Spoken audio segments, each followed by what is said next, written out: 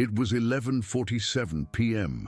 when Ethan Hayes heard something impossible, a sound coming from Lily's room, his sister, who was deaf-blind, his sister, who hadn't communicated with anyone in 14 years, his sister, whom the medical world had declared unreachable. But that night, Ethan heard something that changed everything.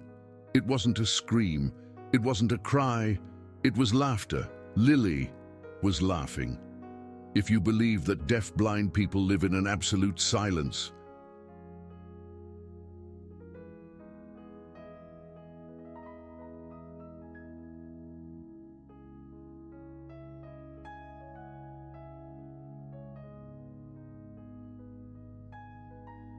from which they can never escape.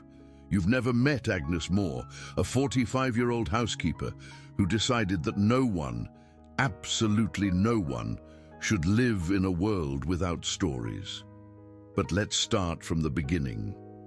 Because this story doesn't begin with laughter. It begins with absence.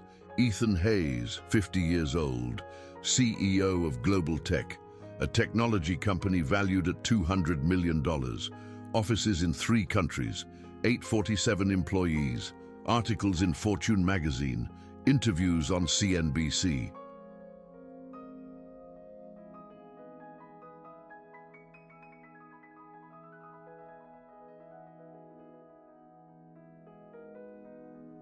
The man who revolutionized the software industry in North America. The man who hadn't had a real conversation with his sister in 14 years. The irony wasn't lost on him. His company created communication technology, but he had stopped trying to communicate with Lily more than a decade ago.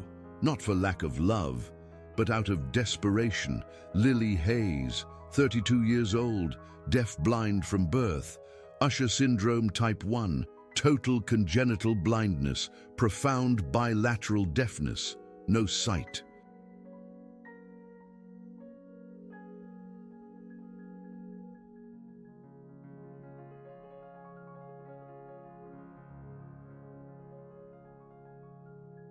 No hearing, no spoken words, only a world of touch, smell, vibration, a world that Ethan never learned to inhabit with her. When Lily was born, Ethan was 18. He had just started college. He remembers the day his parents told him the diagnosis. Deafblind, a word that sounded like a sentence. The first years were attempts. His parents took Lily to 14 different specialists, therapies, special schools, implants that didn't work, hopes that faded one by one.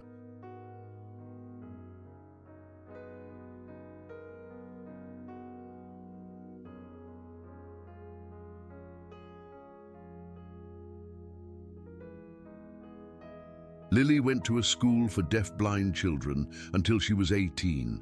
She learned some basic tactile signs, mom, dad, water, bathroom, but she never developed a complex language. She could never express abstract thoughts. She could never say, I'm scared, or I'm happy, or I miss you. And then his parents died. Car accident. Lily was 18, Ethan, 36. Ethan had just launched Global Tech. He was working 16 hours a day. He was building an empire. And suddenly,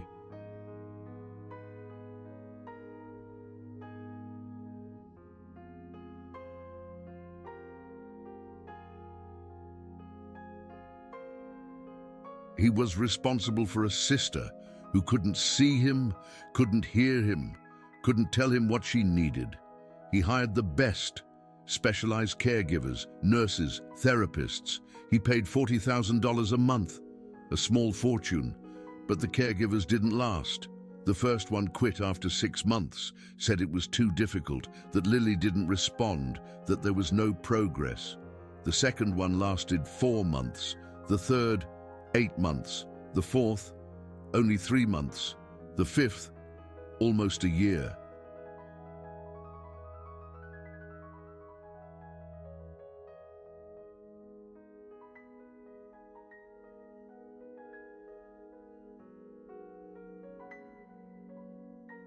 Ethan thought he had finally found someone, but one day, the caregiver simply didn't return, left a note.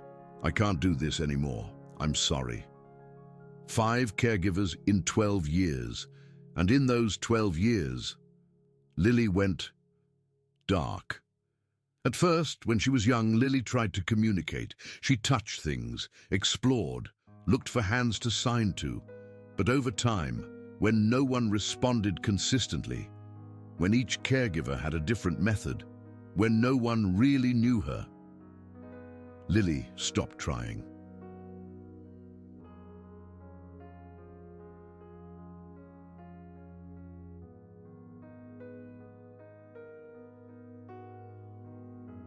She stayed in bed most of the day, didn't explore, didn't seek contact. She simply existed. Ethan visited her once a week, Sundays at 3 p.m. religiously, but the visits were torture. He walked into the room. Lily was sitting in her chair or lying in bed. Ethan approached, touched her shoulder, so she knew he was there. Lily didn't react. Ethan tried to make basic signs in her hand. "Hello, I'm Ethan, your brother." Sometimes Lily pulled her hand away. Sometimes she left it there.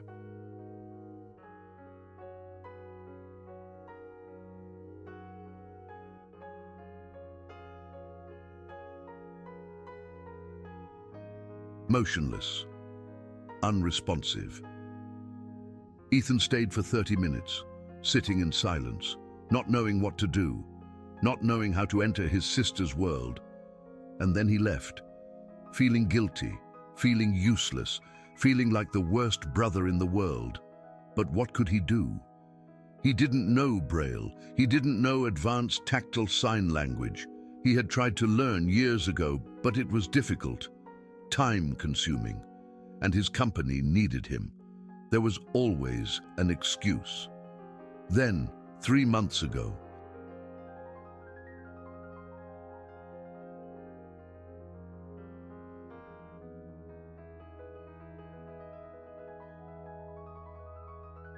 Agnes Moore arrived. It was February. The last caregiver had quit 2 weeks before. Ethan was desperate. He posted the ad on 5 different sites. Agnes was the only one who applied. When she came for the interview, Ethan almost rejected her immediately. She wasn't a nurse. She had no certifications in special care. She had never worked with deaf-blind people. She was simply a housekeeper, with 20 years of experience cleaning houses. But there was something in her eyes.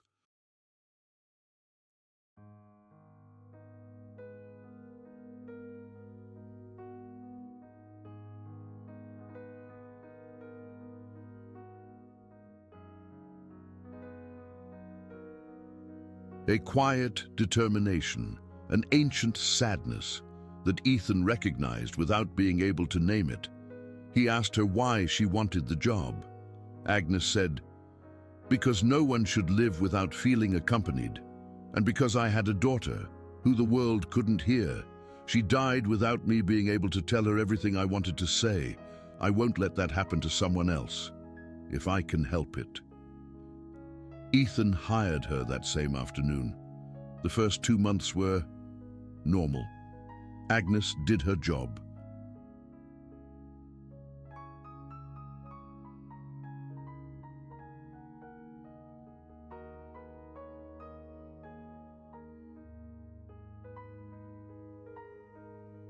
Cleaned the house, prepared food for Lily, helped her bathe, get dressed. She was professional, efficient, quiet. Ethan continued to visit on Sundays, and he noticed no change in Lily. His sister remained the same, dark, distant, inaccessible.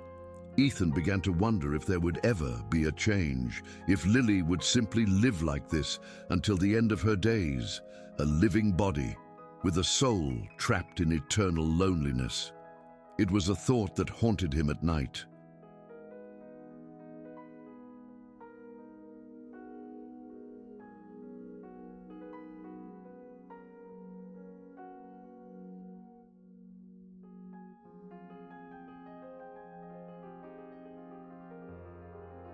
When he was alone in his luxury penthouse, looking at the illuminated city, knowing that 20 miles away, his sister lived in absolute darkness and silence. And then, 2 weeks ago, Ethan noticed something strange. It was a Sunday, 3 p.m. He entered Lily's room as usual, but Lily wasn't lying down. She was sitting in her chair, with her back straight, with her head slightly tilted, as if she were expecting something. Ethan touched her shoulder, and Lily turned towards him.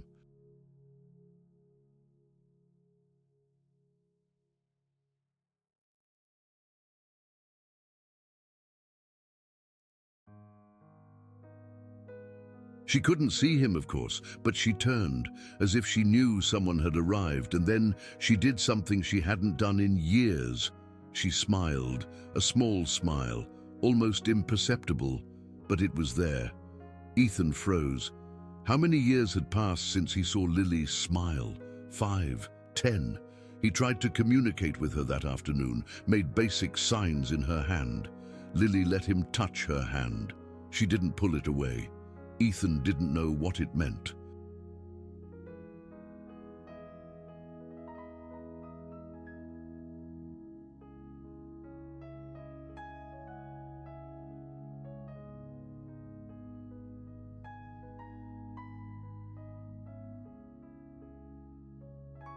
But something had changed.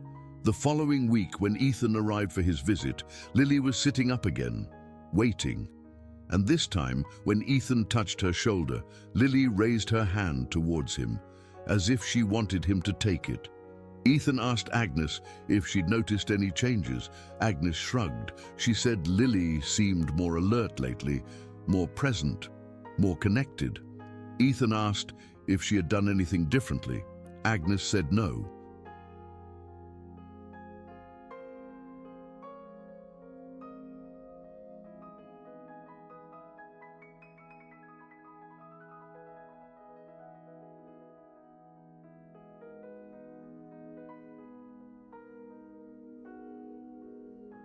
She was just doing her job, but there was something in the way Agnes averted her gaze, something Ethan couldn't quite put his finger on. And then that night arrived. 11:47 p.m. Ethan had been at a business dinner. He returned home earlier than expected. He usually got in after midnight. He parked his car, went up to his penthouse, poured himself a bourbon, loosened his tie, and then he heard his phone, a notification from the security camera app.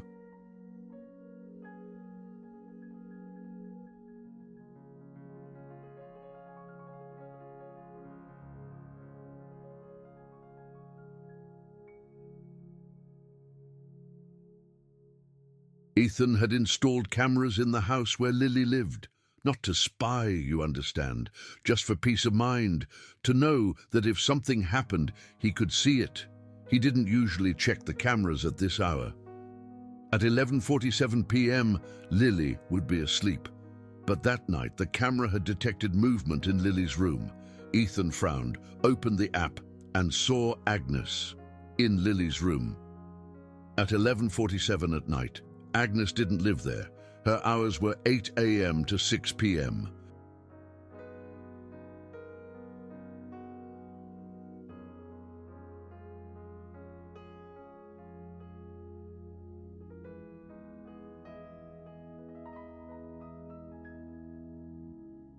What was she doing there at this hour? Ethan zoomed in on the image. Agnes was sitting on the bed next to Lily. She had something in her hands, a book, and she was moving her fingers over the palm of Lily's hand. Ethan moved closer to his phone screen. Agnes's fingers were moving rapidly, touching, pressing, as if she were writing something invisible on Lily's skin. And Lily was smiling. Not just smiling, she was radiant. And then Lily did something Ethan hadn't seen in 14 years. She laughed.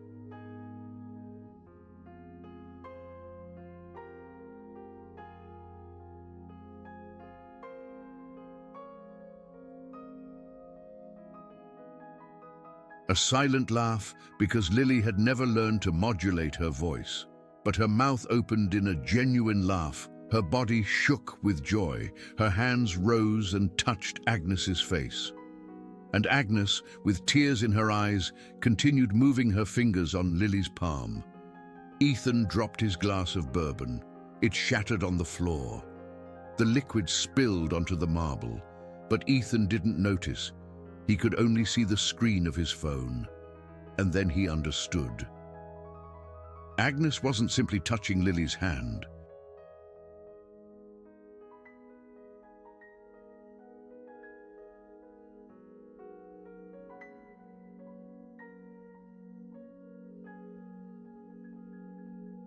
She was reading in Braille, tactile Braille, the only language a deafblind person can fully receive. Agnes was spelling out words, letter by letter, in the palm of Lily's hand, and Lily was understanding. Ethan checked the time on his phone, 11:52 p.m. He zoomed in on the image even more and saw something else. On the nightstand next to Lily's bed, there were 3 books. Books with embossed covers, books in Braille. Ethan felt something break inside his chest.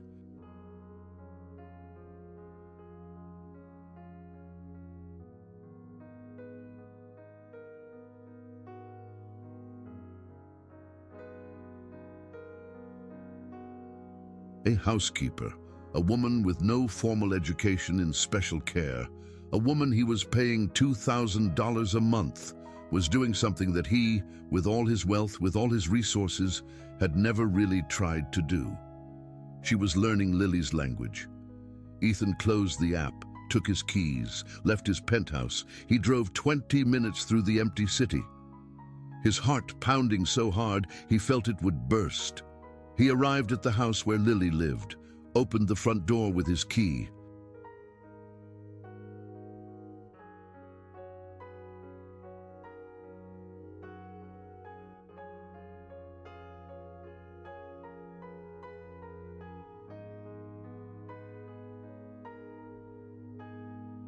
Went upstairs silently.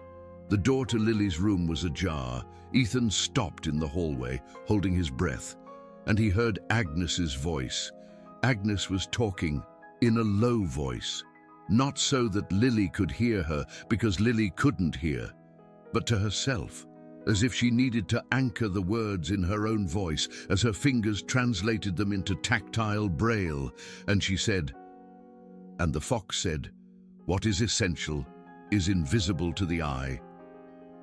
Ethan moved closer, looked through the crack in the door.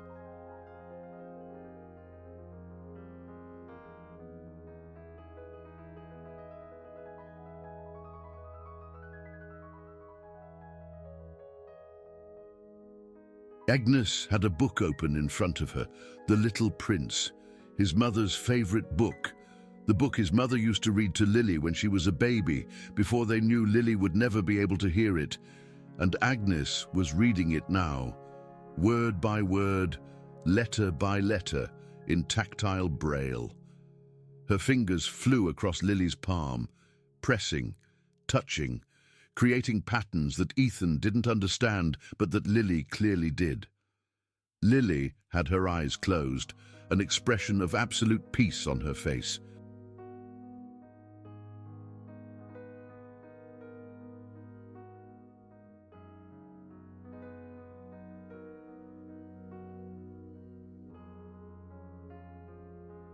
And Agnes had tears running down her cheeks, but she continued reading.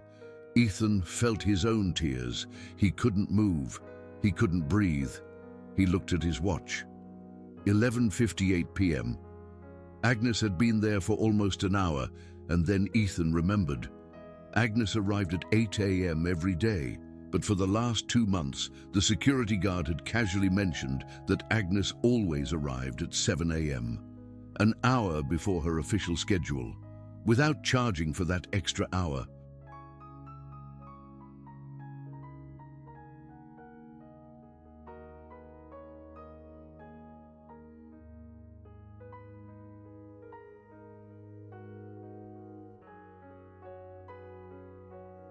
Ethan thought Agnes was simply very dedicated to her job, but now he understood. Agnes arrived an hour early every morning, and she stayed an hour after 6 p.m. every evening, and she came back at 11 p.m. every night. 3 hours a day that no one was paying her for, 3 hours a day that Agnes spent with Lily, reading to her. Ethan saw the book again and noticed something else. There were markings on the pages, post-it notes, handwritten notes in the margins. He moved his eyes closer.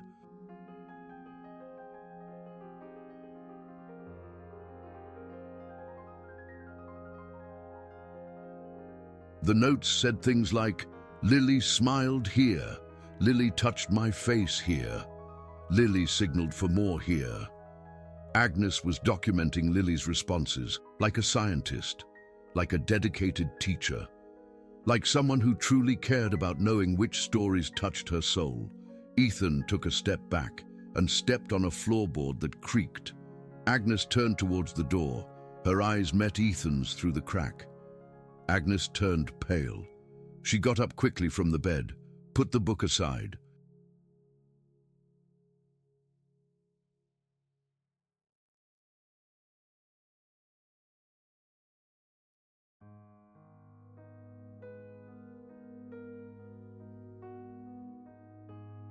Ethan opened the door completely. Agnes lowered her gaze. She said, "I'm sorry.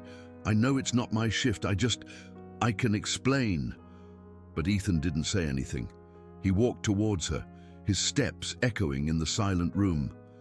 Agnes stepped back, as if expecting to be fired. And then Ethan did something that even he didn't expect.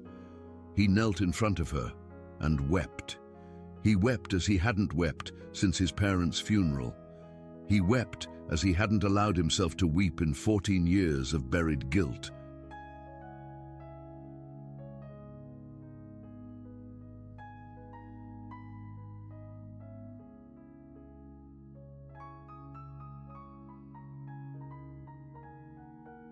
And he said, his voice broken, "You are giving my sister something that I could never give her." Agnes knelt down too. He placed a hand on Ethan's shoulder and said, "Mr. Hayes, your sister isn't unreachable. She was just waiting for someone to learn her language." Ethan looked up and asked the question he already knew the answer to, but needed to hear aloud. "How long?" Agnes took a breath, a deep breath. She said, "I learned Braille in 6 months, studying after work."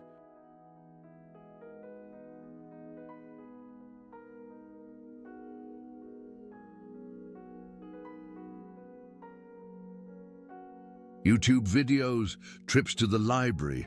I bought books with my own salary. I practiced every night until my fingers could read without looking. And I've been reading to Lily for 4 months now, an hour each night. Ethan looked at the books on the nightstand and saw something he hadn't noticed before. On the cover of one of the books there was a receipt taped on, "Louis Braille Bookstore, New York City, $1,200, date March 4th.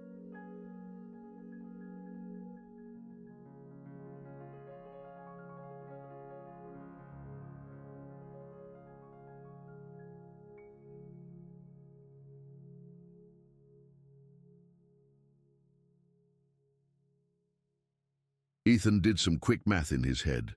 3 books, $1,200 each, $3,600 in total. Agnes made $12,000 a month.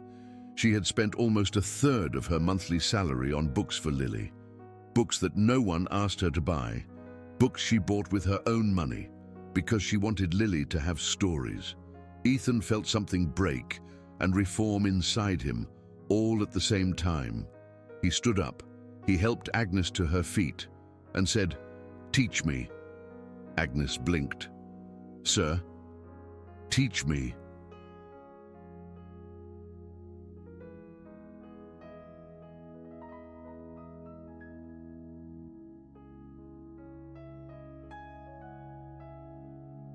I want to learn.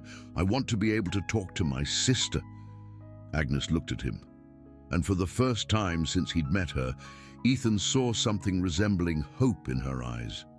She said, "It's difficult. It takes time.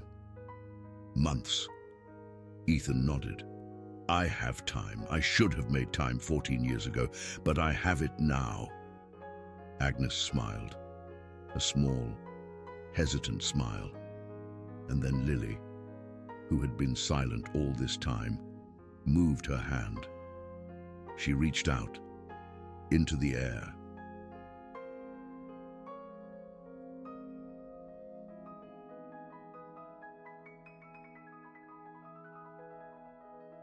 As if she knew someone else was there, Agnes took her hand gently and signed into her palm. Lily smiled and nodded. Agnes looked at Ethan. "I told her, your brother is here, and he's going to learn to talk to her." Ethan moved closer to the bed. He took Lily's hand. Lily squeezed his hand tightly, as if she'd been waiting years for this moment. And Ethan knew, in that instant, that his life had changed forever.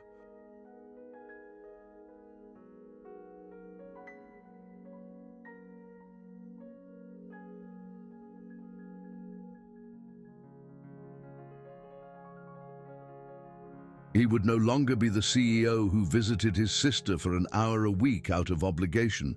He would be the brother who learned her language, who entered her world, who would no longer let her live in solitude, because a housekeeper named Agnes Moore had taught him something that no business book ever could, that love isn't shown with money, it's shown by learning the language of the person you love, even if it takes months, even if it takes years.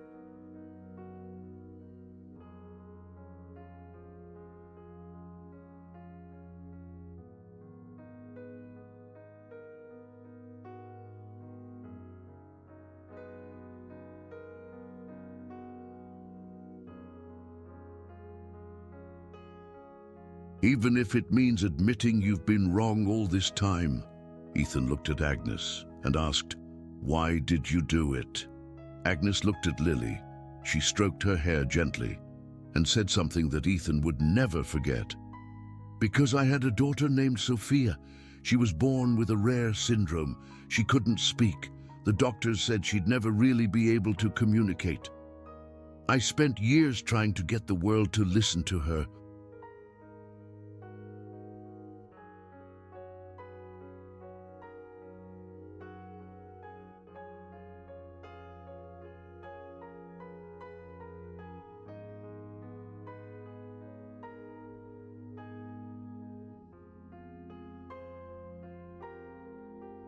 But I never really learned how to listen to her myself. She died when she was 8, and I was left with all the words I never said to her, all the stories I never told her, all the ways I should have reached her but didn't." She paused, her voice thick with emotion. "When I saw Lily, I saw Sophia. I saw a second chance. Lily won't die without stories. Not if I can help it." The room fell silent. Only the sound of 3 people breathing.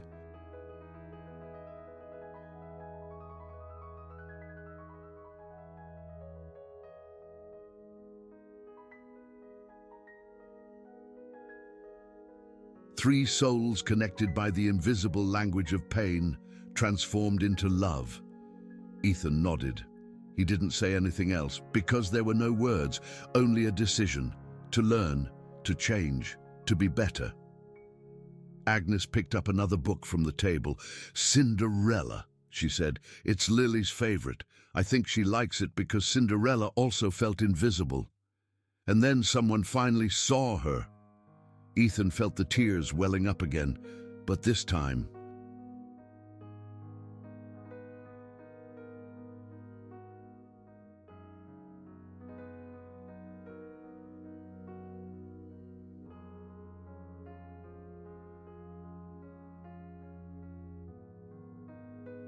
He didn't stop them. He sat down on the bed next to Agnes and Lily, and Agnes began to teach him. She showed him how to position his fingers, how to press into the palm of the hand, how each pattern of touches represented a letter. A, one touch on the upper left. B, two vertical touches on the left side. C, two horizontal touches on the top.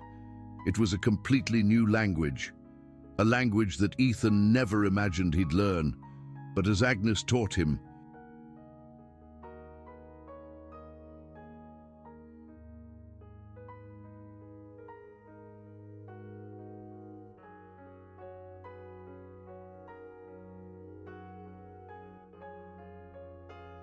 as Lily held his other hand, Ethan felt something he hadn't felt in years. Purpose, not the empty purpose of building a bigger company, of making more money, of appearing in more magazines, but real, human purpose. To connect with someone you love. That night, Ethan stayed until 1:30 a.m., learning the tactile Braille alphabet, practicing on the palm of his own hand first, then on Agnes's, then, with trembling hands, on Lily's. His first attempt was clumsy.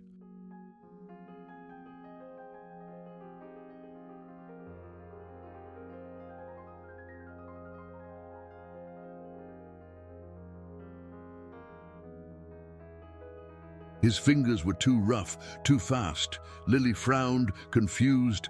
Agnes showed him again, slower, softer. Ethan tried again. Ch-O-L-A, 4 letters that took 5 minutes to spell. But when he finished, Lily smiled and pressed her hand against Ethan's, as if saying, "Yes, I understand you. I'm here." Ethan left the house at 1:45 a.m., driving through the dark city with a notebook that Agnes had given him.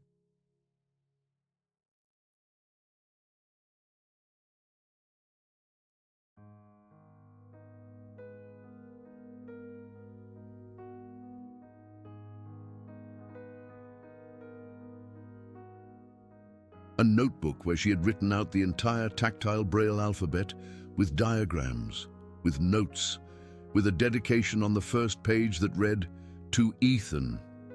It's never too late to learn to talk to the people we love." Agnes. Ethan arrived at his penthouse. He didn't sleep that night.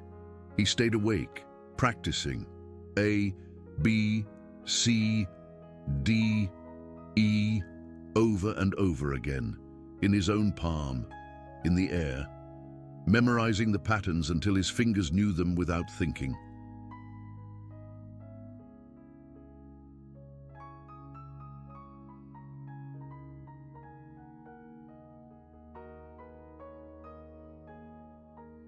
And when the sun rose at 6:47 a.m., Ethan picked up his phone. He cancelled all his meetings for that day and decided that his life was about to change. Because he had seen something that night that he couldn't ignore.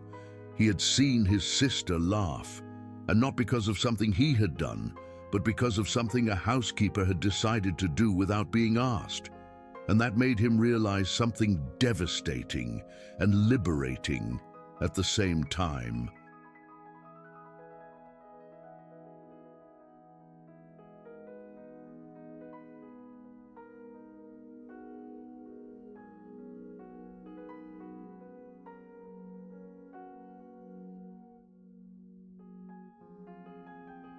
That he had all the resources in the world to help Lily, money, connections, power, but he had never had the one thing that really mattered: willingness. Willingness to learn her language, to enter her world, to spend time not because it was convenient, but because it was necessary.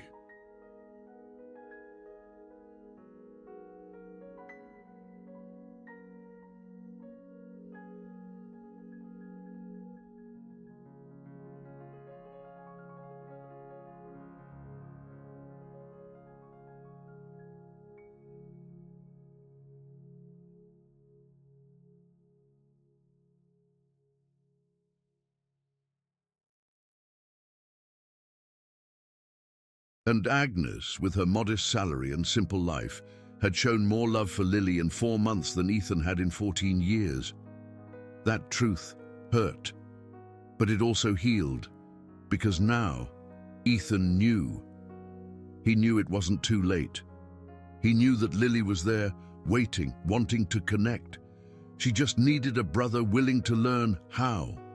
And for the first time in 14 years, Ethan was willing. He didn't know how long it would take. Agnes had said 6 months to learn tactile Braille decently.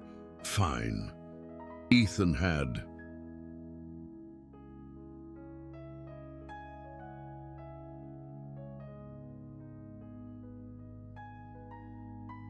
Six months.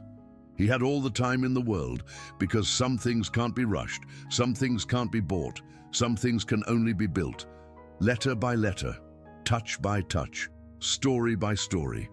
And Ethan was going to build a bridge to his sister, even if it took years, even if it meant admitting he had been absent, even if it meant changing everything about how he lived his life. He would do it, because Agnes had shown him something impossible to ignore, that his sister wasn't unreachable. She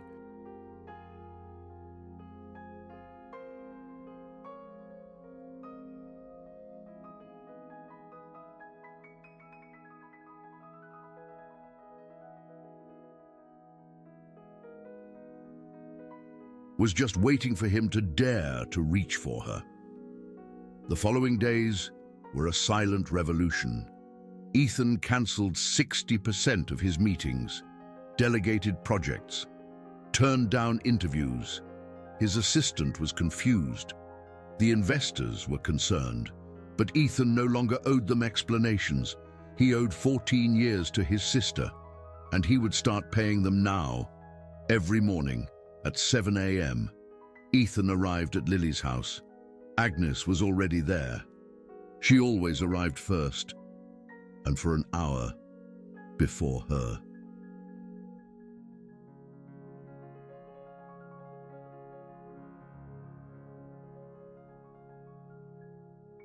Workday officially began. Agnes taught Ethan, sitting in the living room with a notebook between them, with Ethan's hands learning a language that his eyes would never see, but his fingers must master. Tactile Braille isn't like visual Braille. It's not raised dots that you read with your fingers on paper. It's a code of touches. Each letter is a combination of pressures in specific locations on the palm. A gentle touch at the base of the thumb. B, 2 quick taps in the center of the palm.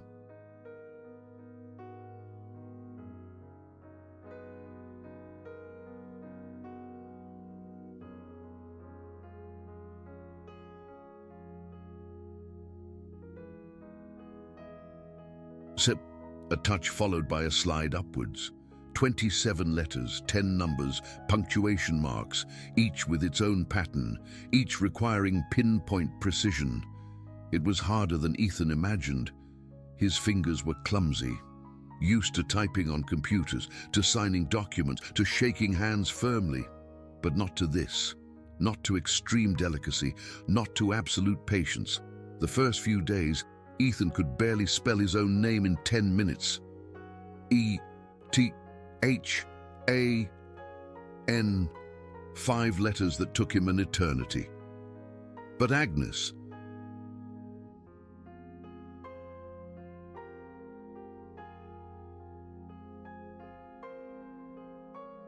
didn't rush him, didn't judge him.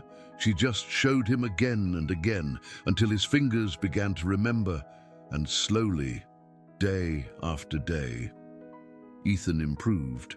A week later, he could spell his name in 3 minutes. 2 weeks later, in 1 minute. A month later, in 30 seconds. And as Ethan learned, Agnes told him things. She told him how she had learned. It was one afternoon while practicing the letter Q that Ethan finally asked, "How did you learn tactile Braille, Agnes? Where? Who taught you?"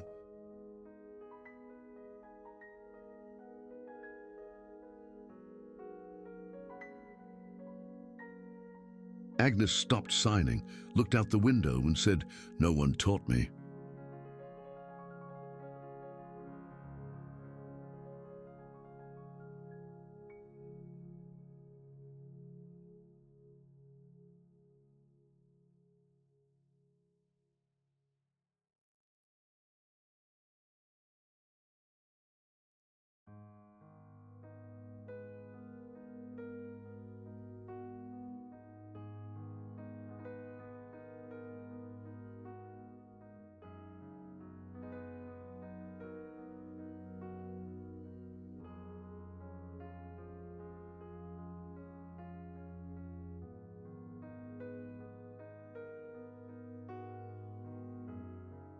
"I learned it myself."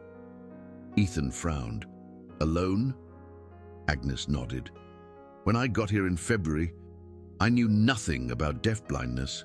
I didn't know tactile Braille existed. I didn't know how to communicate with Lily. The first few days were rough. I cleaned, cooked, helped Lily with the basics, but we couldn't connect. I tried touching her so she would know I was there, but she would pull away, as if she'd lost hope that anyone really wanted to talk to her. And then one night, I found something. I found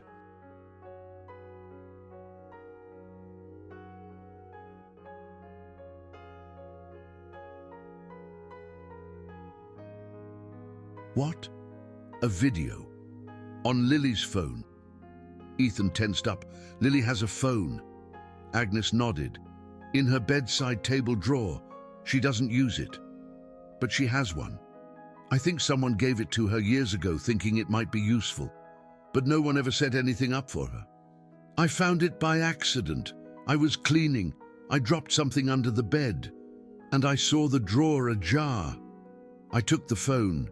It didn't have a password, and there was only one video saved." She paused.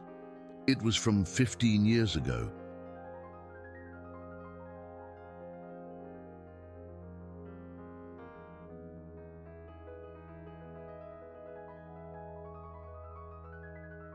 Lily was 17. She was at a school, and there was a teacher teaching her tactile Braille. Lily was smiling in that video. She was alive, connected, happy. And then I understood. Lily wasn't always like this. Lily once had communication. Someone taught her. But when she left that school, when she came here, no one continued." Agnes wiped a tear from her eye. "So I searched on Google. What's that language called? Tactile Braille. How do you learn it? And I found a YouTube channel.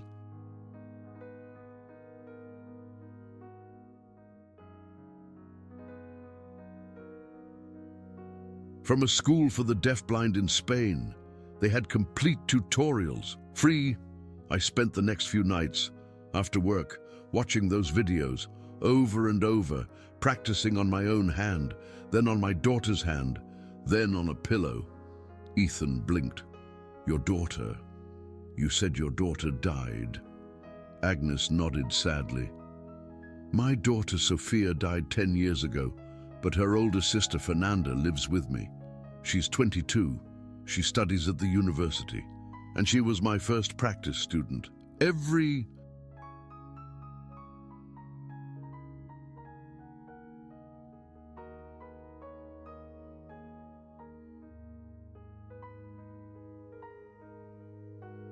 night, I asked her to close her eyes, and I practiced spelling words in her palm over and over until she could understand me without seeing. Fernanda thought I'd gone crazy, but she helped me anyway." Ethan felt something stirring in his chest. "How long did it take you?" Agnes looked him straight in the eyes. 6 months. I studied 2 hours every night after work, watched tutorials, practiced, read articles, took notes. And then, on June 4th, I decided I was ready. It was a Tuesday.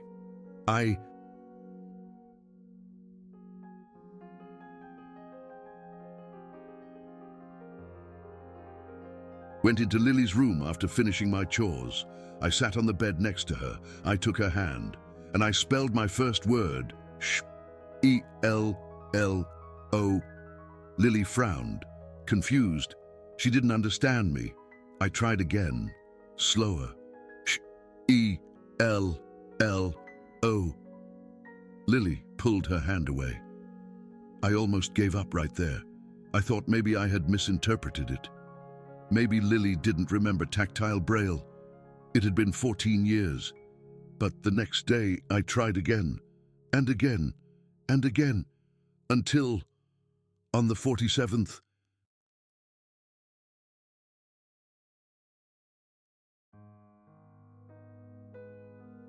try, Lily didn't pull her hand away. She stayed still, feeling the touches, and when I finished spelling hello, Lily did something incredible. She raised her own hand and touched my palm. H-E-L-L-O. She returned the word to me. Ethan felt a lump in his throat. Agnes continued. From that day on, I started reading to her. First single words, then short phrases, then simple stories.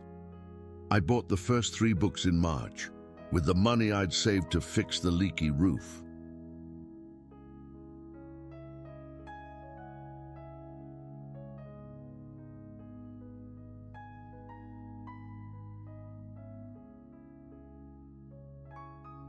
But the roof could wait.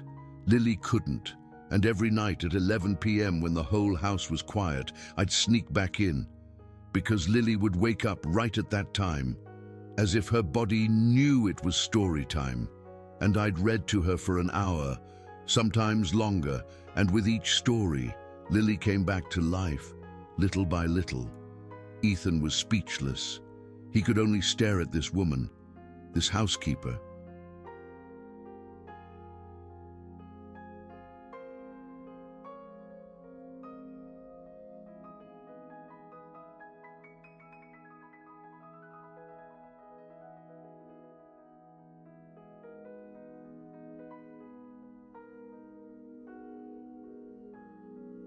This mother who had lost her own daughter and decided that no one else would live without the love expressed through words.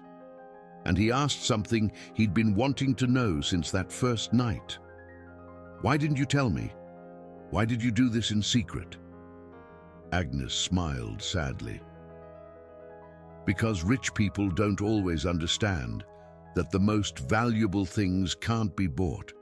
They can only be built with time and a willing heart. I thought if I told you, you'd just pay me more.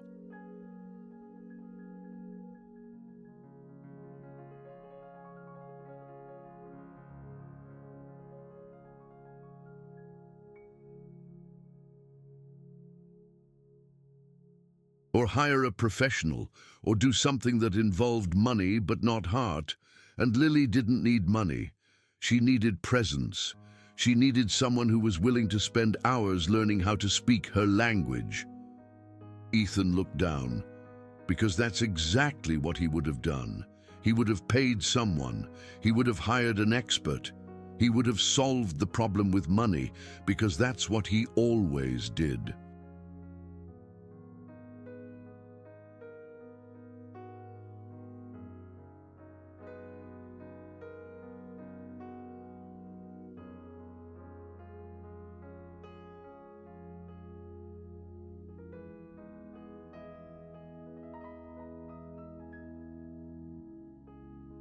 And he would have missed the opportunity to really connect with Lily. Agnes touched his hand gently. But you're here now, and that's what matters. Ethan nodded, and he kept learning. I want to ask you something. If you're listening to this story and haven't felt anything yet, let me ask you this. When was the last time you learned the language of someone you love? I don't mean Spanish or English. I mean the real language. The language of their fears, of their joys.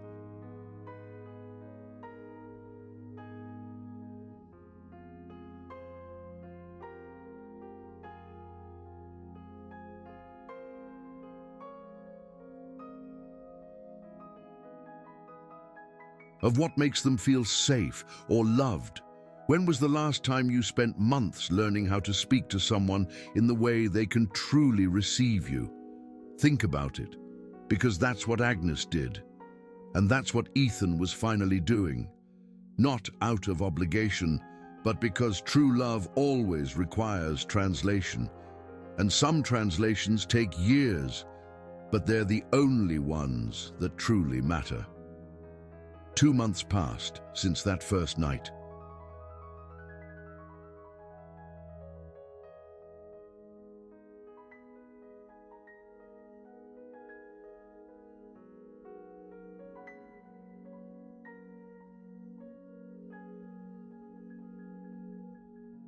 Two months of Ethan arriving at 7 a.m. every day.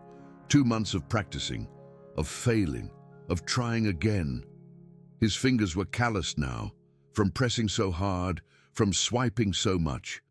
But finally in July, he spelled his first complete sentence to Lily without mistakes. I love you, sister. 5 words that took him 8 minutes to spell. But when he finished, Lily cried, silent tears running down her cheeks.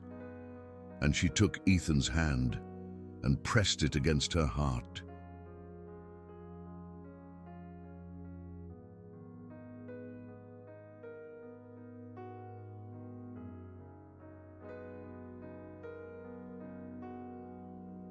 As if saying, me too, I love you too, and thank you for finally learning how to tell me, Ethan cried too.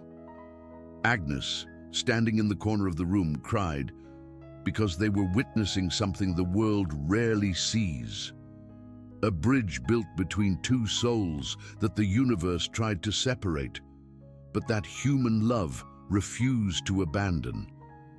It was that same week that Ethan asked to see something. Agnes's notebook. She had mentioned that she took notes.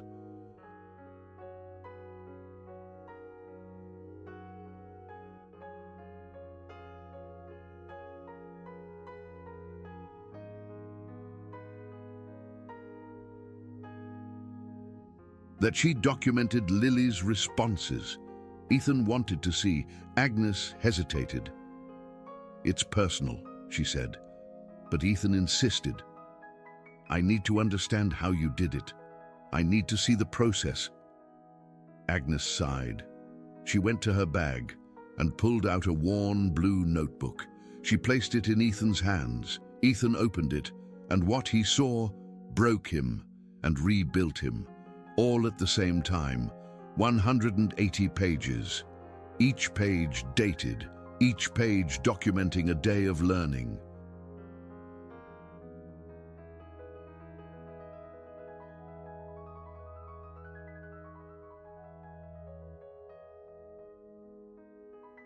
Page 1, date February 5th, first day with Lily. I don't know how to communicate, but I'm going to find a way. Page 15, date February 19th, found the video. I know what to do, starting to study tonight. Page 47, date April 2nd, lesson 23 completed. Alphabet mastered, numbers learned. I think I'm ready to try with Lily. Page 92, date May 17th, attempt number 34.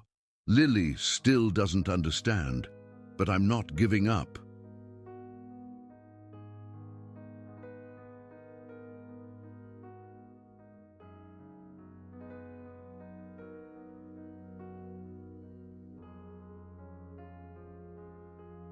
Sophia didn't understand the first 100 times I tried to communicate with her either, but I kept trying until I found a way. I'll do the same with Lily. Page 127. Date June 4th. Historic day. Lily responded to me. She said, hello. I cried for 20 minutes in the bathroom afterward. I can't believe it worked. Page 153. Date June 30th. First complete story read, The Little Prince. Page 12. Lily smiled when I got to the part about the fox.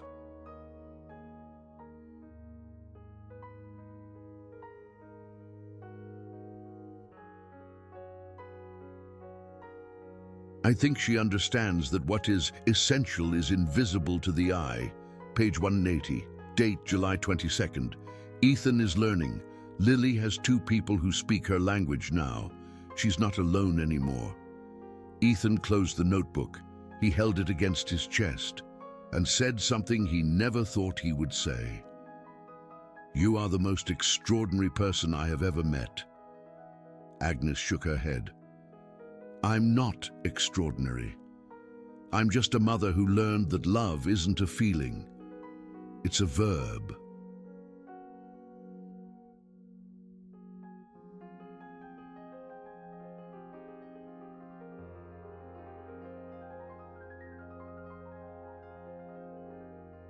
It's something you do, even when it's hard, even when it takes months, even when no one is watching. Ethan looked at the notebook again and saw something he had missed. On the last 20 pages, there were stains, coffee stains. Agnes chuckled softly when he noticed.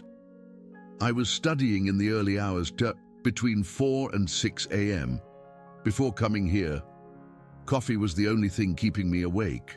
Ethan did the math. Agnes worked from 8 a.m. to 6 p.m., then went home.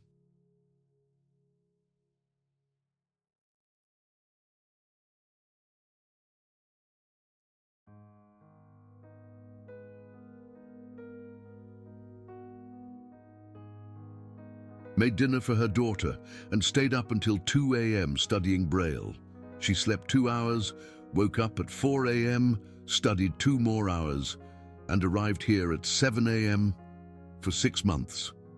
That meant Agnes had slept an average of 2 hours a night for half a year, just to be able to read stories to a woman who wasn't even her family. Ethan felt something breaking inside him, not from sadness, but from shame.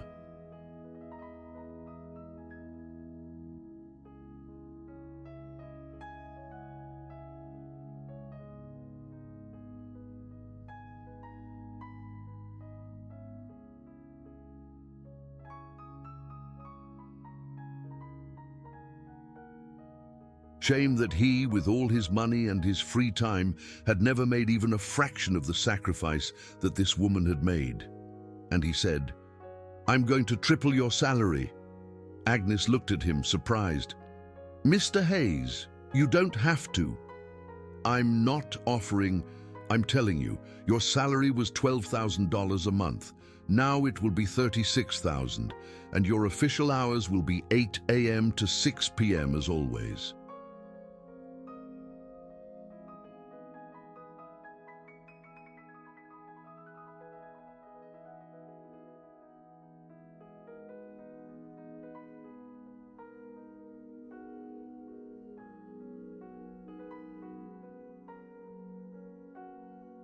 But the extra hours you spend with Lily from 7 to 8 a.m. and from 11 p.m. to 12 a.m. will also be paid.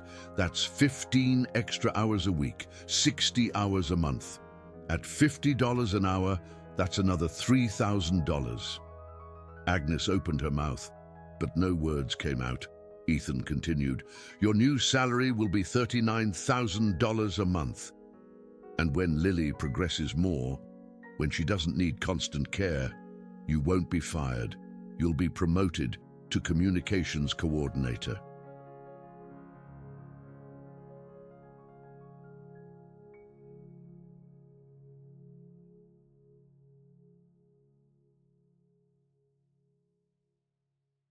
And your job will be to train other caregivers, to teach them what you know, so that no other deaf-blind person in this city has to live without stories. Tears streamed freely down Agnes's face now, and Ethan added one last thing. "And the money you spent on books, on tutorials, on any resource you needed to learn tactile Braille will be reimbursed with interest.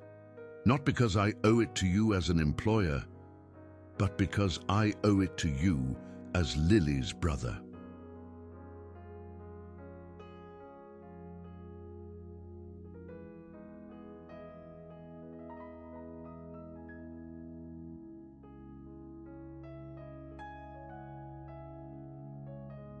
as a human who failed to do what you did without anyone even asking. Agnes knelt down. She took Ethan's hands and said, "I didn't do this for money. I did it because—" "I know," Ethan interrupted softly. "I know. You did it for Lily. You did it because that's who you are. But let me do this. Let me pay you, not because I owe it to you, although I do, but because I want the world to know that people like you should be valued more than CEOs like me."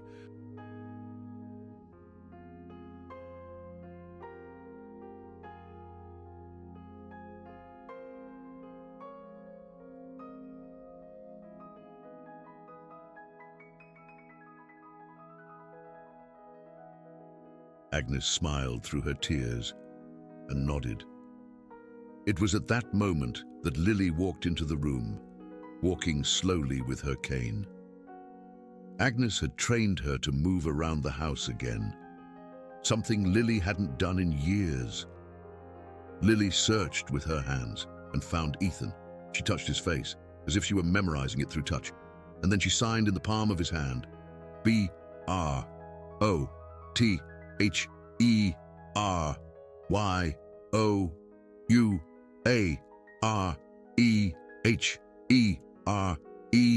brother.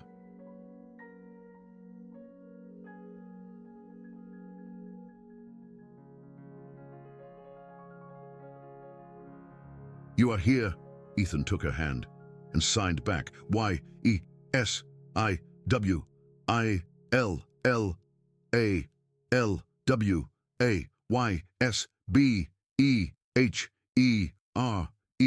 Yes, I will always be here.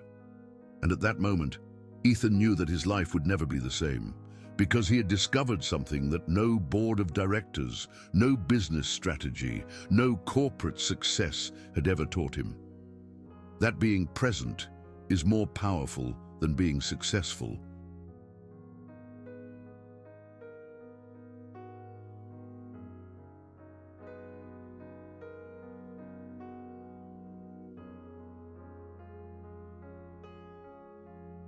That speaking the language of someone you love is worth more than speaking at international conferences. That 2 hours a day with your deaf-blind sister builds more than a $200 million empire. And that sometimes the most important people in your life are those who will never appear in Fortune magazine. They're the people who learn Braille in secret, who spend a third of their paycheck on books.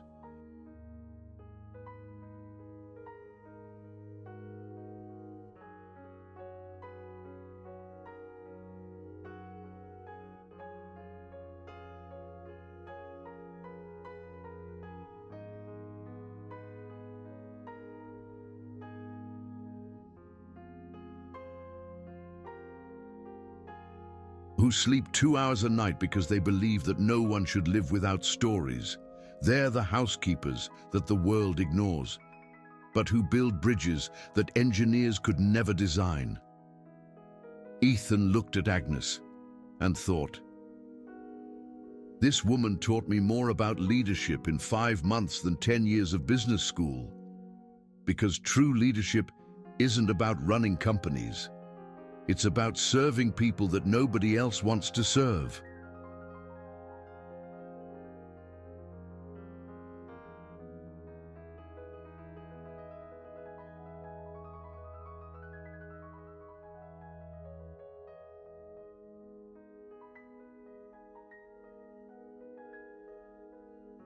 It's about learning languages that nobody else wants to learn.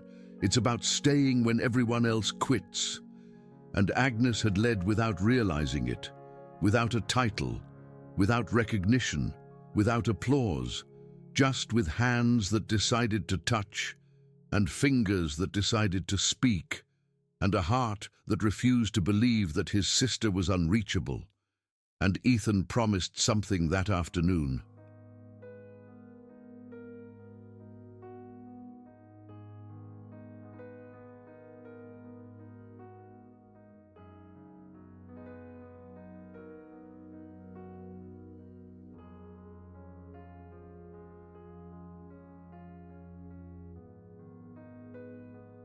He promised that he would spend the rest of his life honoring what Agnes had taught him, not with words, but with presence, with time, with willing hands, with a brother who finally learned to speak.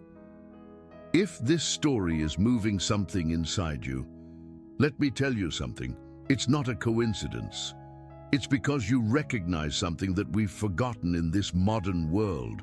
That real human connections cost time. They cost sacrifice.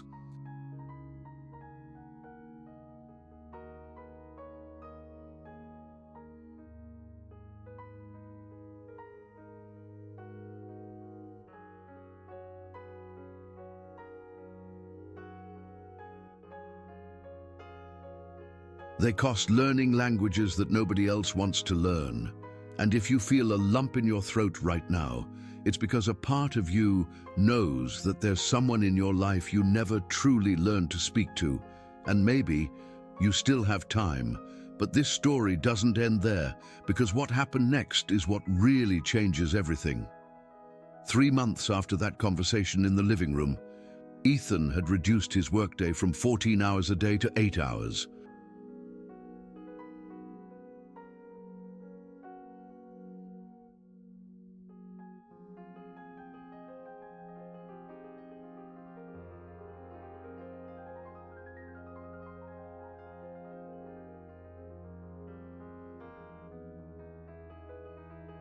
His company was still running perfectly. Turns out, a CEO obsessed with control isn't necessary when you have a good team. Ethan spent the other 6 hours with Lily, reading to her, speaking to her in tactile Braille, walking with her through the garden, teaching her to feel the sun on her face again. Lily had changed in a way that no one who knew her before could believe. She no longer stayed in bed all day. She got up. She dressed herself.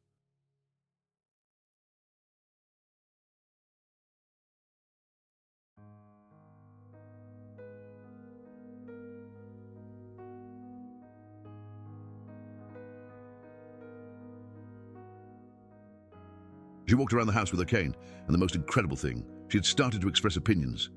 One day, Ethan asked her what story she wanted to hear.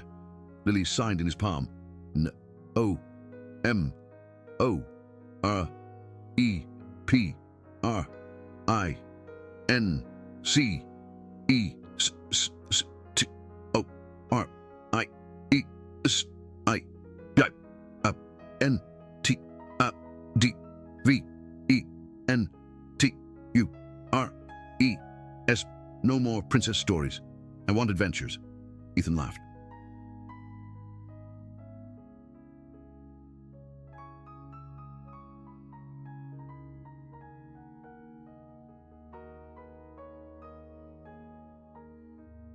It was the first time Lily had expressed such a specific preference.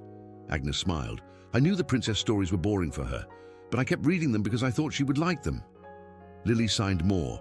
P-R-I-N-C-E-S-T-I-A-N-T-I-N-Y-M-O-R-E.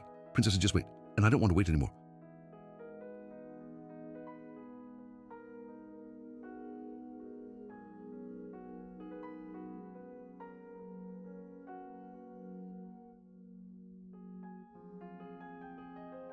Ethan felt something breaking in his chest.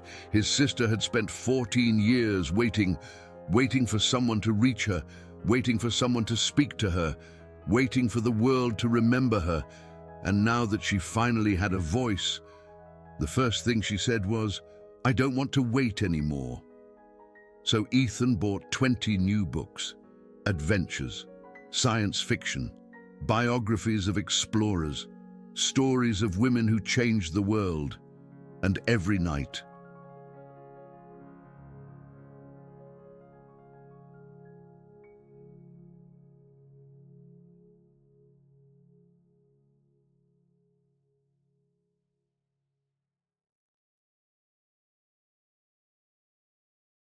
He and Agnes took turns reading to Lily.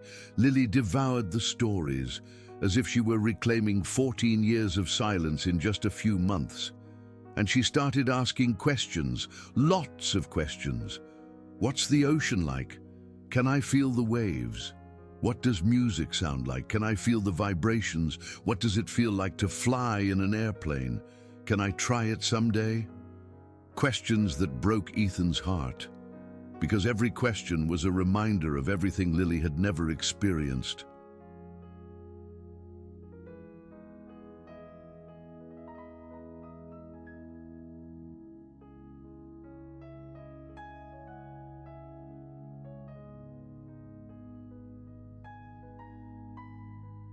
But they also filled him with determination, because if Lily wanted to feel the ocean, Ethan would take her to the ocean. If Lily wanted to feel the music, Ethan would get vibration speakers so she could feel the rhythm. If Lily wanted to fly, Ethan would take her flying. No more limitations, no more assuming things were impossible. And then, one day in August, something happened that no one expected. Ethan was in his office. It was a Tuesday, 3:47 p.m.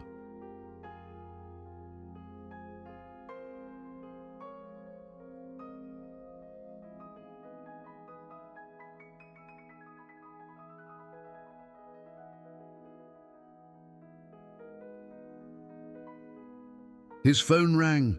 It was Lily's house number. Ethan answered immediately. His heart was racing. Was something wrong? It was Agnes. Her voice sounded strange, not sad, but excited, almost panicked. "Mr. Hayes, you need to come now." "What happened? Is Lily all right?" "Lily is more than all right, but you need to see this now." Ethan snapped his laptop shut, grabbed his keys, and ran out of his office. His assistant shouted something about a meeting with investors.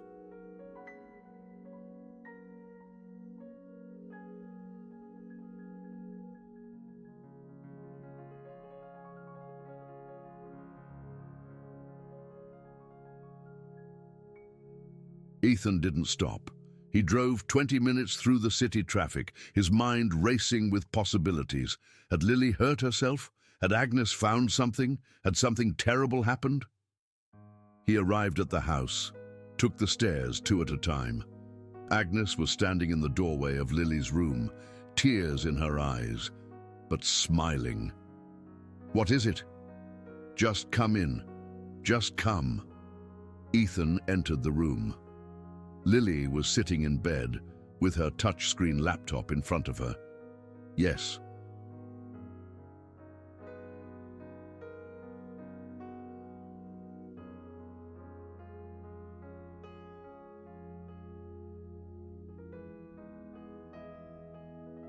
Her touchscreen laptop.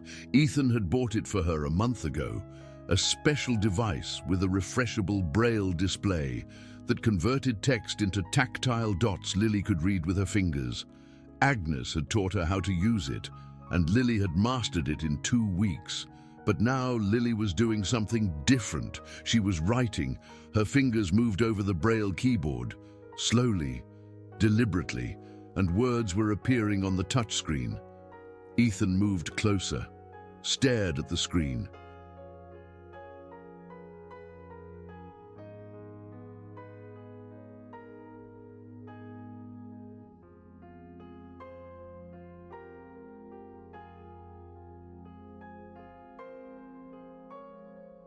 And what he read brought him to his knees.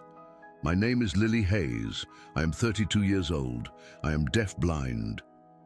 For 14 years, I lived in a silence I thought would never end. I thought the world had forgotten me, that nobody wanted to talk to me, that it wasn't worth trying. But then Agnes arrived, and Agnes decided that I was worth it, that my silence wasn't permanent, that I just needed someone willing to learn my language. Agnes gave me back stories.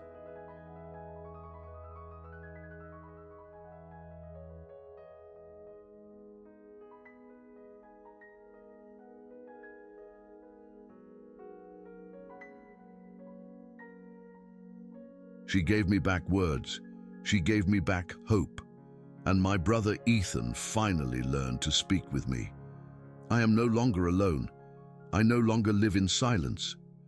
And I want the world to know that people like me are not unreachable. We are just waiting for someone to dare to reach us. Thank you, Agnes. Thank you, Ethan. Thank you for not giving up on me.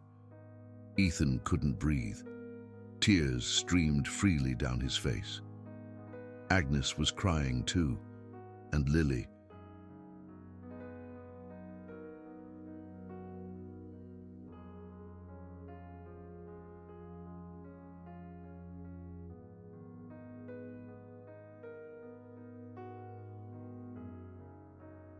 Feeling the vibrations of their sobs through the floor, turned towards them and smiled, the biggest smile Ethan had ever seen in his life.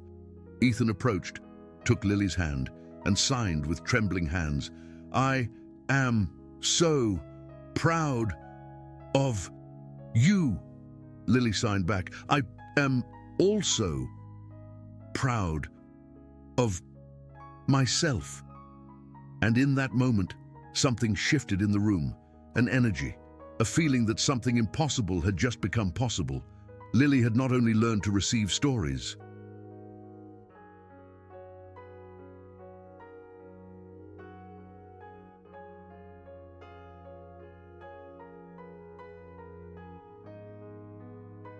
she had learned to tell her own. She had learned to write, to express herself, to be the author of her own narrative, and that changed everything. Agnes explained to Ethan later. She said she had been teaching Lily how to use the laptop for the past month, slowly, letter by letter, but Lily had progressed faster than expected, as if she had 14 years of words trapped inside her, waiting to come out. And that afternoon, while Agnes was cleaning the kitchen,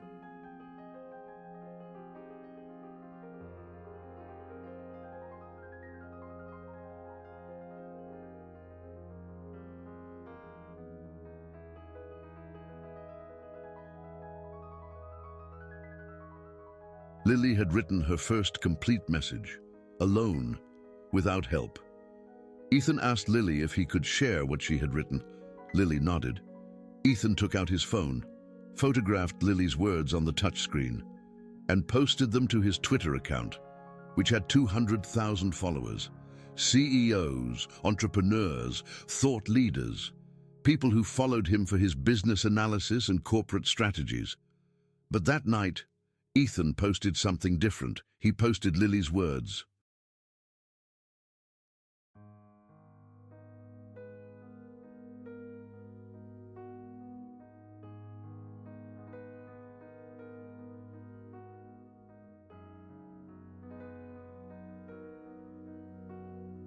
With a single line of context, "My deaf-blind sister wrote this today. It's the first time in 14 years she's been able to express her complete thoughts. All thanks to a housekeeper who decided to learn Braille in secret. Read and share if you believe that the invisible people do the most important work in the world." The post went viral in 6 hours, 50,000 shares, 200,000 likes, 10,000 comments, people from all over the world responding, crying, sharing their own stories.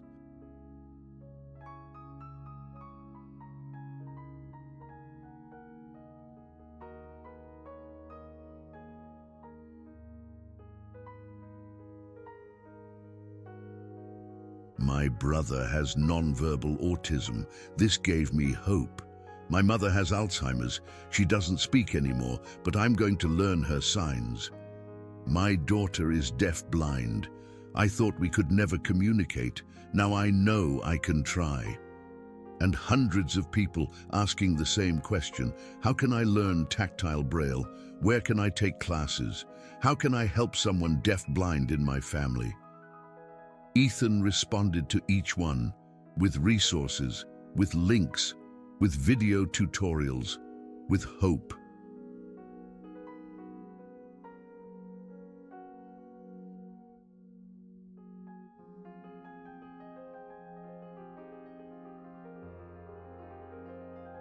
And then he did something else. He called Agnes that night and made her a proposal. "I want us to create a foundation, Speaking Hands, to teach tactile Braille to families with deaf-blind individuals, free, accessible, so that no one else has to spend 14 years without being able to communicate with someone they love. You will be the director. I will provide the seed capital, but you will be the one who trains the instructors, because you know what the professionals don't know."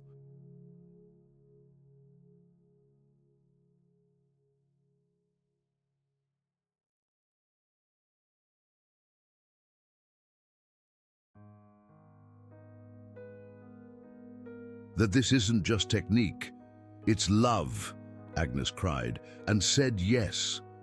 3 months later, the Speaking Hands Foundation opened its doors in a large house downtown, with 5 classrooms, with Braille materials, with touchscreen laptops, with instructors trained by Agnes. The first group had 20 families, parents with deaf-blind children, siblings with deaf-blind sisters, spouses with deaf-blind partners.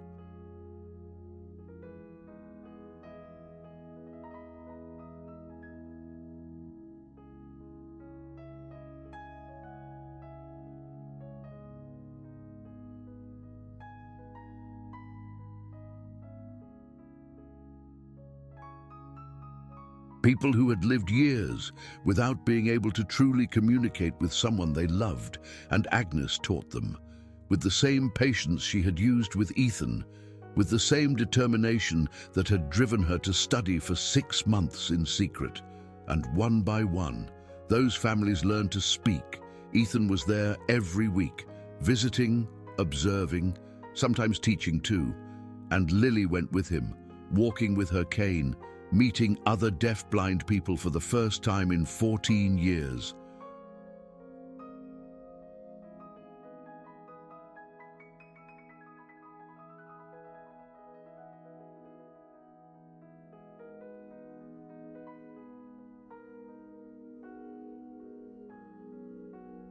And communicating with them in tactile Braille, sharing stories, making friends. Lily was no longer alone. She was no longer the only deaf-blind person in her world.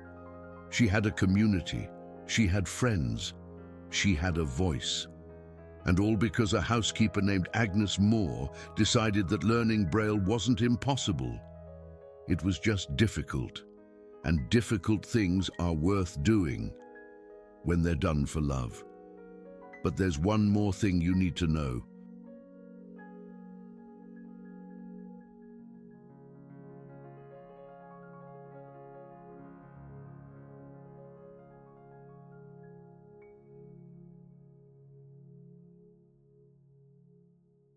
Something happened 6 months after the foundation opened, something that transformed this story from merely inspiring to completely heartbreaking in the most profound way. Ethan was at the foundation on a Saturday morning, helping with a class. When his phone rang, it was Agnes. Her voice sounded urgent again. "Come to the house, now. Lily wants to show you something." Ethan dropped everything. He drove to the house. He rushed upstairs, entered Lily's room.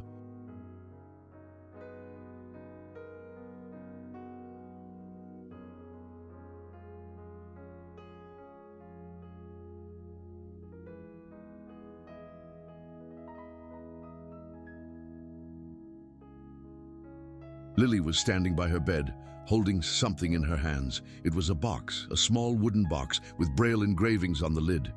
Ethan approached, touched the engravings. FORMANDDAD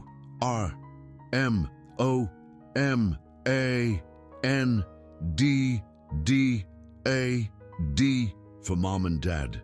Ethan felt a lump in his throat. Lily gestured with her hand. OPENIT.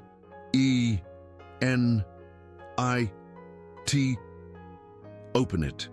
Ethan opened the box, and inside was a video, a USB drive, and a note written in Braille.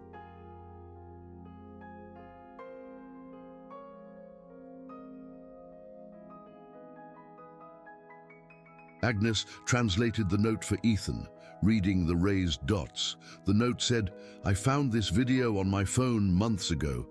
It's from when Mom and Dad were still alive, before they died in the accident. I could never watch it. I could never hear it. But now, I have someone who can describe it for me. Someone who can translate the visual and the auditory into words that I can touch."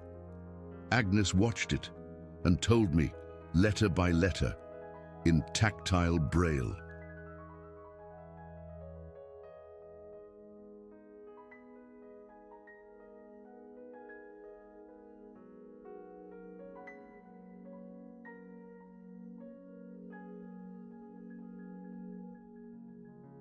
And now I know what my parents said in that video, the last words they left me before they passed away, and I want to share them with you, Ethan, because you deserve to know them too. Ethan took the USB drive with trembling hands. He plugged it into his laptop. The video began. It was from 18 years ago.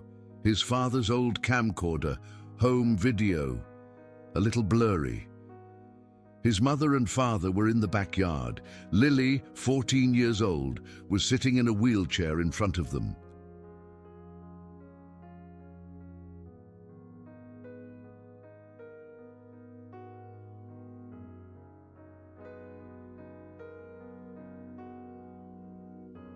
His father spoke to the camera.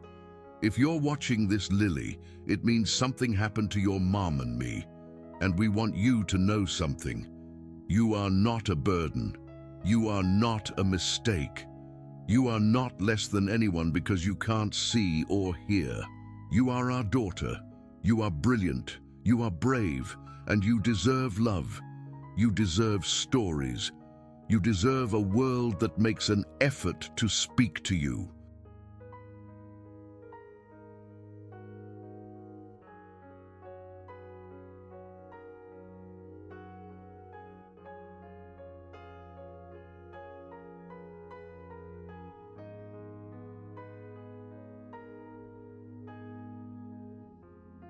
And if one day you find someone who takes the time to learn your language, hold on to that person. Because true love always speaks in the language the other can understand. We love you, Lily. We will always love you. And wherever we are, we will be proud of you. His mother added, "And Ethan, I know you'll hear this someday. I know you'll take care of your sister. I know it's a lot to ask of you, but I trust you'll find a way. Because love always finds a way."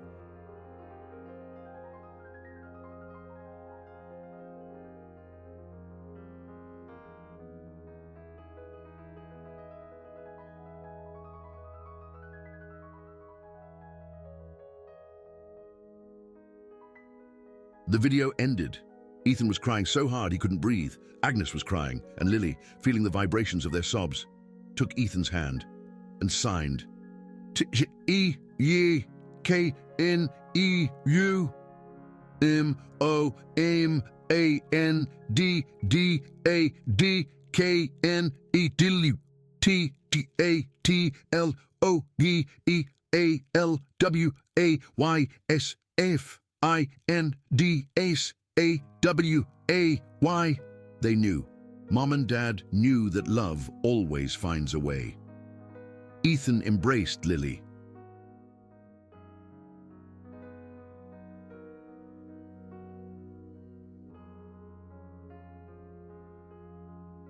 Hugged her like he hadn't hugged her in 14 years, and felt something healing inside him, an old guilt, a deep shame, a sense that he had finally fulfilled the promise his parents left him. Agnes gave them space, quietly left the room, and Ethan and Lily stayed there, two siblings the world tried to separate, but who finally found the bridge back to each other. Not because it was easy, but because someone dared to build that bridge, letter by letter, touch by touch.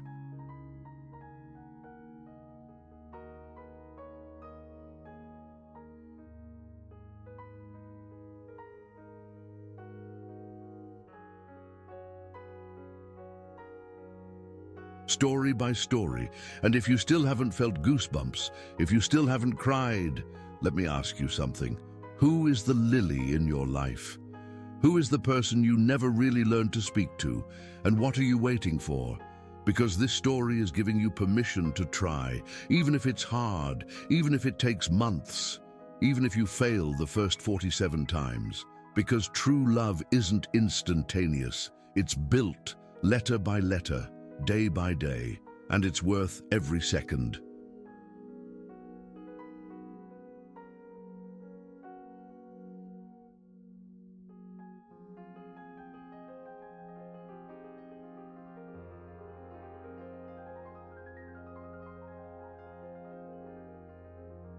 Every sleepless night, every book bought with money you needed for something else, every moment of doubt when you think maybe it's impossible, it's worth it. Because on the other side of that impossibility, there's a person waiting, a person who just needs someone to dare to learn their language. And maybe that person is you. Maybe you're the Agnes in someone's life, or maybe you're the Ethan.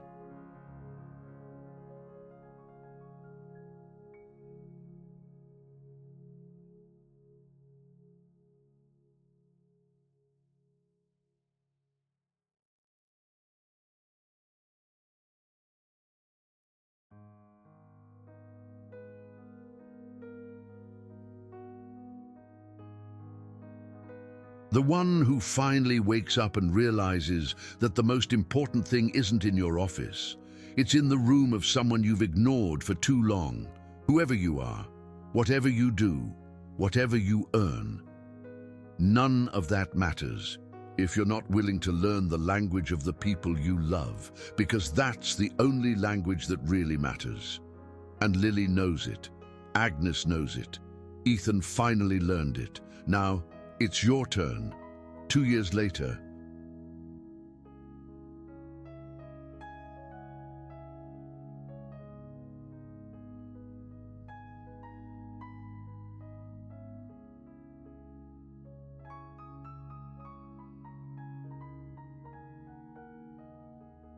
The Hands That Speak Foundation has grown beyond anyone's wildest dreams. It's no longer 5 classrooms. It's 12. It's no longer 20 families. It's 247. It's no longer 1 city. It's 8 cities across North America. And Agnes is no longer a housekeeper.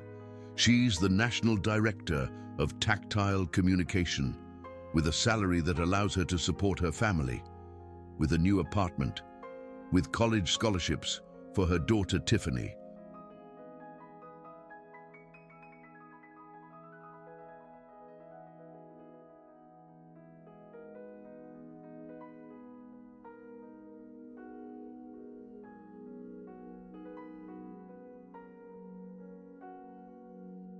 But most importantly, with a mission accomplished, because every family that goes through that foundation learns what Agnes learned alone 2 years ago. That tactile Braille isn't impossible. It just requires love and willingness.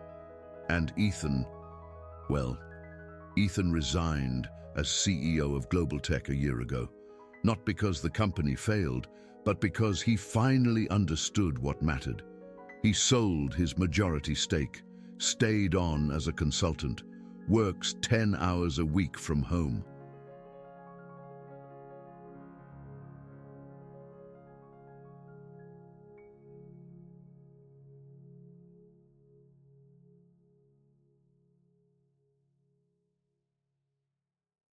And spends the rest of his time with Lily, traveling. 6 months ago, Ethan fulfilled one of the promises he made to Lily.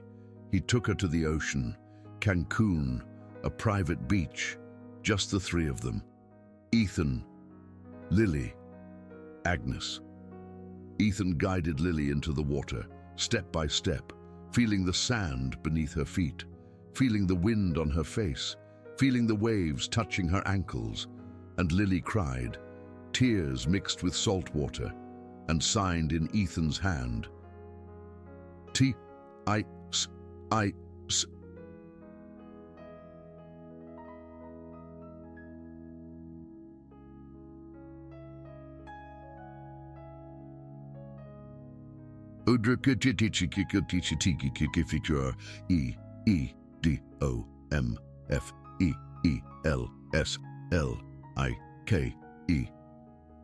This is what freedom feels like. Ethan cried too, and thought of his parents, of the video, of the words they left him. Love always finds a way, and it had found it, through a housekeeper who decided to be the bridge that he never was. And now Ethan was that bridge too. Agnes stayed on the shore, observing, smiling. And she thought of Sophie, her daughter who died 12 years ago.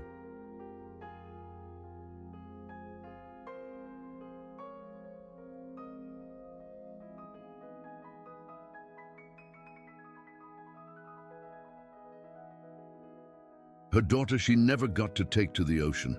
Her daughter whose silence she could never reach in time. But Lily was there, alive, laughing, feeling.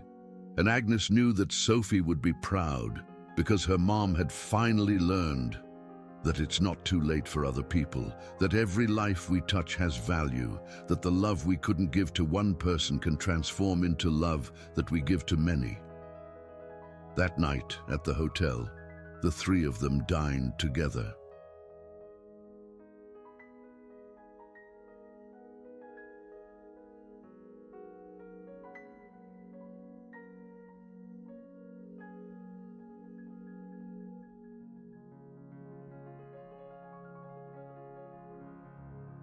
And Ethan gave Lily a gift. It was a book in Braille, but not just any book, The Little Prince.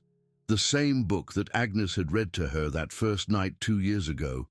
The same book that her mother used to read to her when she was a baby. But this book was different.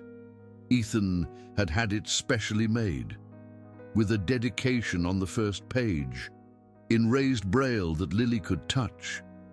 Lily ran her fingers over the dots.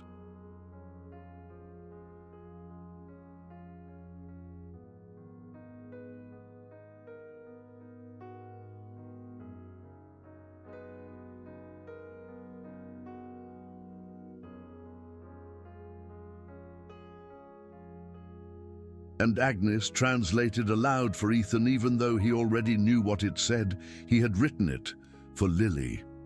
Mum loved you. I do too. Forgive me for taking so long to learn your language, but now that I know it, I'll never stop speaking to you. Every story you read, every adventure you live, every dream you have, I'll be here, translating the world for you, because that's what love does. I love you, sister. Ethan. Lily closed the book.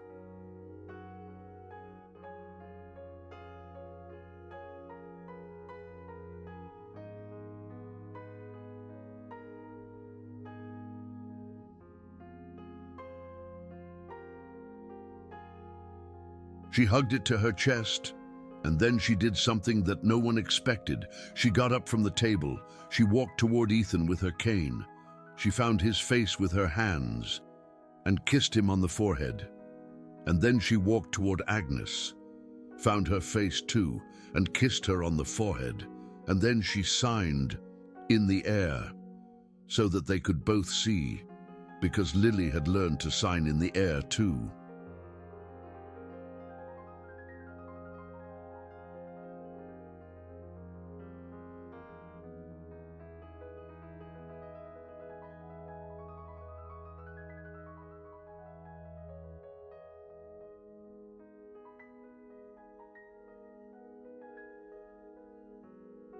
So that people who could see could understand her without having to touch, and she spelled out slowly, TSHANKYOUFORGIVINGMEALIFE. Thank you for giving me a life. Ethan and Agnes wept, and the three of them embraced in that hotel room in Cancun, under the sound of the waves that Lily couldn't hear but could feel through the vibrations of the floor.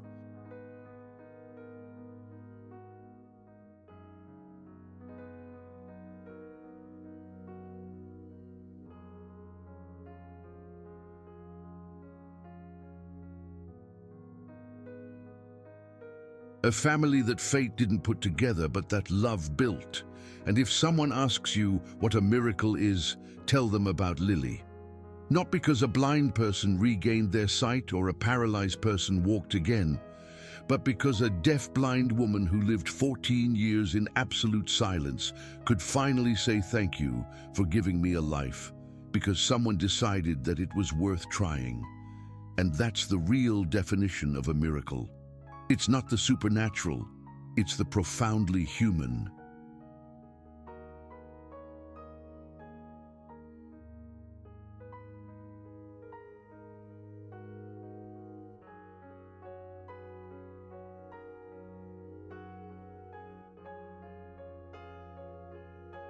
It's someone deciding that another person matters enough to learn their language, even if it takes months, even if it costs money, even if no one is watching.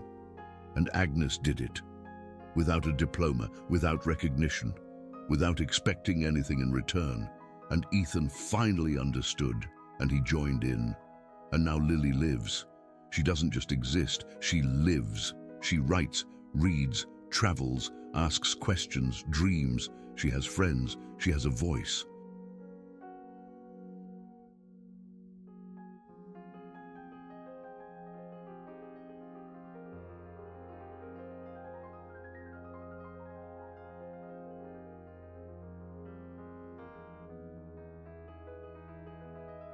She has stories, and all because a housekeeper named Agnes Moore decided to spend $300 on books that no one asked her to buy.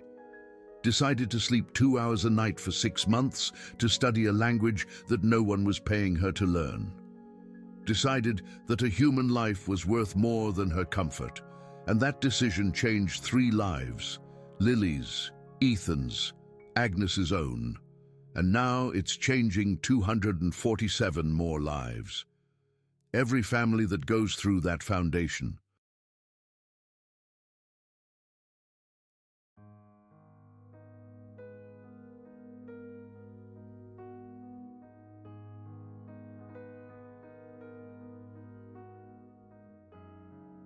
Every deaf-blind person who can finally communicate. Every sibling who finally learns to talk to their sister. If this story hasn't made you cry yet, if your heart hasn't been broken and healed at the same time, then let me tell you one last thing. There's someone in your life right now who's living in their own kind of silence, not because they're deaf-blind, but because you never took the time to learn their language, the language of their fears.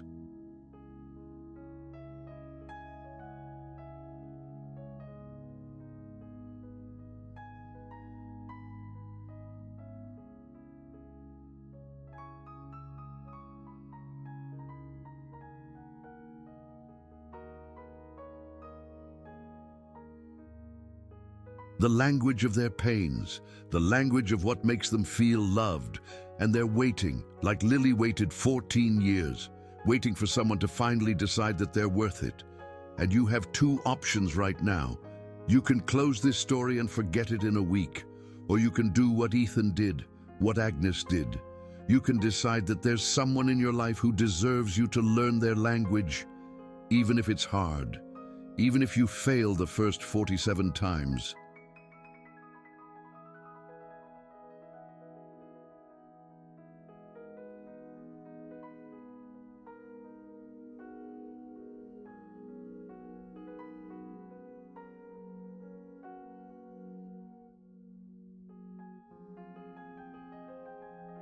Even if no one applauds you for trying, because that's the difference between living and existing, between having superficial relationships and real connections, between being rich in money but poor in love, and being someone who builds bridges that save lives. Lily is no longer waiting, but someone in your life is. And the question isn't whether you can learn their language.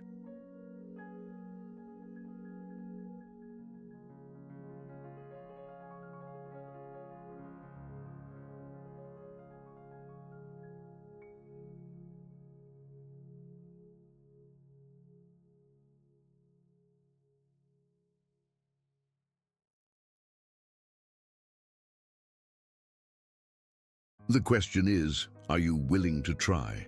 Because if Agnes, a housekeeper with a high school education and a salary of $1,500 a month, could learn tactile Braille in 6 months studying on YouTube, you can learn whatever it takes to reach the one you love.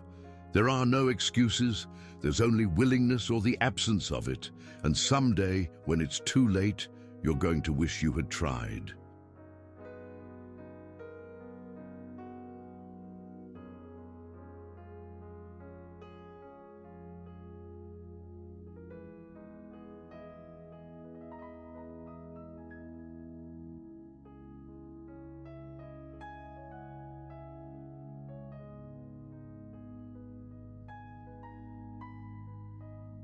You're going to wish you had spent those nights learning instead of scrolling on social media. You're going to wish you had spent that money on books for them instead of on things for yourself. You're going to wish you had been present when you still could, but by then it'll be too late. So don't wait. Don't assume you have time. Don't postpone what you know you should do. Learn their language, now, today. Because that's the only thing that really matters in the end.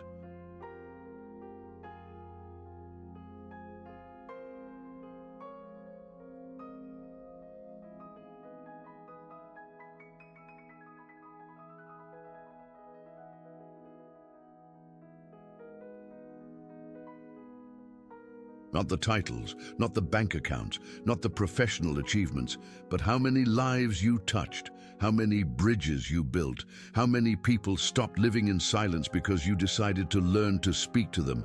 That's the only metric that matters. And Lily knows it, Agnes knows it, Ethan finally learned it. Now it's your turn. There's a language that requires neither sound nor sight. It only requires 2 hands willing to meet.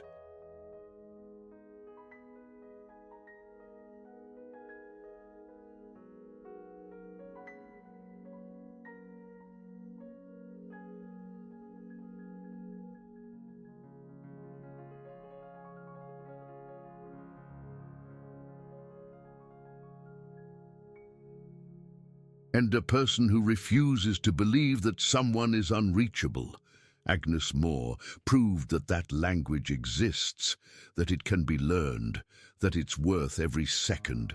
And Lily Hayes proved that on the other side of that impossible silence, there's a whole person waiting to be reached. You're not listening to a story. You're receiving a call to be the Agnes in someone's life, or the Ethan who finally wakes up. A call to build bridges instead of walls.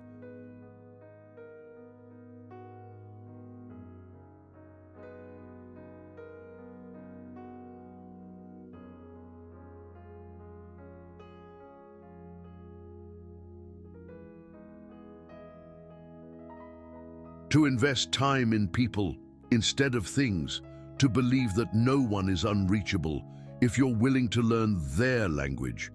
And if you decide to answer that call, your life will change.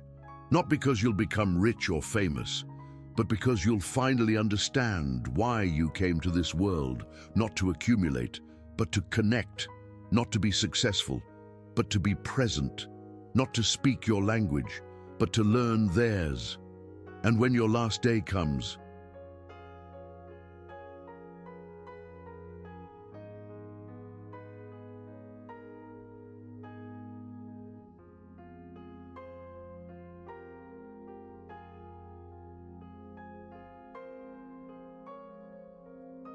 when you look back, you won't remember the board meetings or the bank accounts. You'll remember the moments when someone looked at you, even though they couldn't see, and said, "Thank you for giving me a life." Because that's what Agnes gave to Lily. That's what Ethan finally gave to Lily. And that's what you can give to someone if you decide it's worth trying. There are people waiting. They're waiting for someone to dare to learn their language.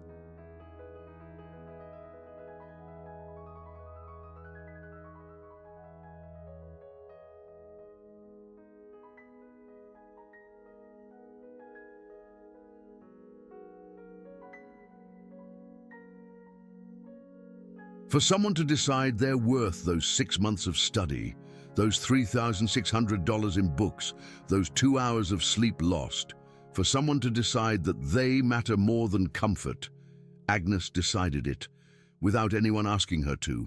Ethan decided it, when he finally opened his eyes, and you can decide it now. Because on the other side of that decision, there's a life waiting to be lived, a connection waiting to be built, a miracle waiting to be made.